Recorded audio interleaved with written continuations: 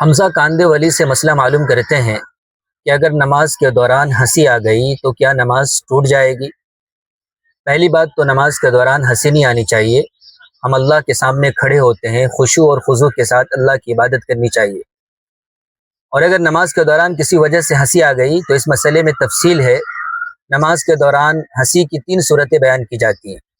Number 1، تبسم، smiling, یعنی اس طرح ہنسنا کہ صرف دانت دکھے، آواز بالکل بھی نہ آئے، تو اس سے نہ وضو ٹوٹتا ہے نہ نماز ٹوٹتی ہے۔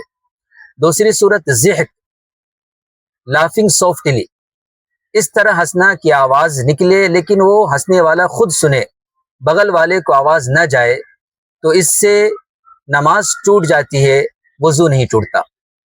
تیسری صورت ہے قہقہا، یعنی اس طرح ہنسنا کہ ہنسی کی آواز بغل والے بھی سن لے، اس طرح ہنسنے سے نماز بھی ٹوٹ جاتی ہے اور وضو بھی ٹوٹ جاتا ہے۔ اور یہ یاد رکھے کہ صرف نماز میں ہنسنے سے وضو ٹوٹتا ہے، نماز کے باہر اگر ہنس رہے ہیں، گرچہ قہقہا مار کر بلند آواز سے ہنس رہے ہیں، تب بھی وضو نہیں ٹوٹے گا۔